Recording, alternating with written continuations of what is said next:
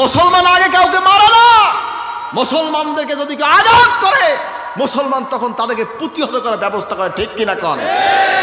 খেয়াল রাখবেন হাজরিন, খেয়াল রাখবেন। আজকে বাংলাদেশকে নিয়েও বিভিন্ন ষড়যন্ত্র হচ্ছে। বাংলাদেশকে অন্যের দেশ মনে করতেছে অনেকে। লাল চক্ষু দিয়ে বাংলাদেশ তাকিয়ে আছে সার্চলাইটের মতন। মনে রাখবে বাংলাদেশ কারো ব্যক্তিগত দেশ নয়, ঠিক কিনা কন?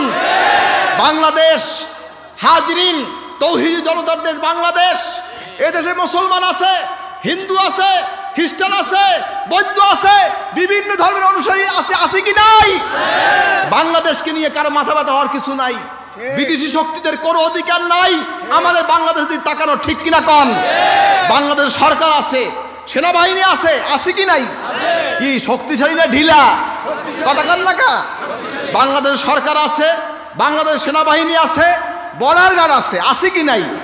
কোন রকম বাংলাদেশের প্রতি স্বাধীনতা সার্বভৌমত্বের বিরুদ্ধে যদি কেউ অগ্রসর হয়, ধর্ম বর্ণ জাতি নির্বিশেষে বাংলার সকল জনগণ তা প্রতিহত করবে, ঠিক কিনা বলে?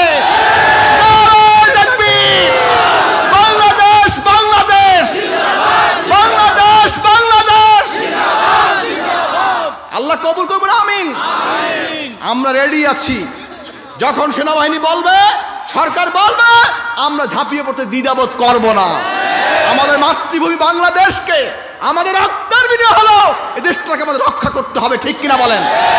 এখানে কোনো দল নাই, মত নাই, যার যার মত করে সে থাকেন। দেশের স্বাধীনতা সার্বভৌমত্ব স্বার্থে সকল মুসলমান, সকল ধর্ম জাতি আমরা ঐক্যবদ্ধ, ঠিক কিনা বলেন? আপনারা কি আমার সাথে একমত? মুসলমানদেরকে দুর্বল মনে করবে না। মুসলমান দুর্বল নয়, বহু রক্তের বিনিময় হয়েছে এই বাংলাদেশ। ভাইরা আমার, খেয়াল রাখবেন, হিসাব করে চলবেন। বাংলাদেশ কারো বাবার দেশ নয়, বাংলাদেশ কারো চাচার দেশ নয়, বাংলাদেশ কারো মামুর দেশ নয়। বাংলাদেশ এদেশের তৌহিদ জনতা মুসলিমদের দেশ। হিন্দু আছে, খ্রিস্টান আছে, বৌদ্ধ আছে, আমাদের সকলেরই দেশ বাংলাদেশ, ঠিক কিনা কন? ধর্ম যার যার, দেশ সবার, ঠিক কিনা কন? ধর্ম যার যার, দেশ সবার, ঠিক কিনা কন? আল্লাহ পাক দেশের জন্য দোয়া করবেন, আল্লাহ দেশটাকে স্বাধীন রাখে, বল আল্লাহুম্মা আমিন। স্বাধীন দেশ কিয়ামত পর্যন্ত আল্লাহ স্বাধীন রাখে। বাংলাদেশের দিকে তাকাই কোনো লাভ নাই। এখানে লক্ষ লক্ষ মানুষের চোখের পানি পড়তেছে। আউলিয়া কেরামের কবুলিয়াত দেশ হচ্ছে বাংলাদেশ। সারা পৃথিবীতে আমার দাদাজান বলতেন, বাবা মক্কা শরীফে কোরআন নাজিল হয়েছে, মিশরের লোকেরা সুমধুর কণ্ঠে কোরআনকে পাঠ করেছে, তেলাওয়াত করেছে, বাংলার মুসলমান কোরআনের আমল করেছে, বলেন না সুবহানাল্লাহ।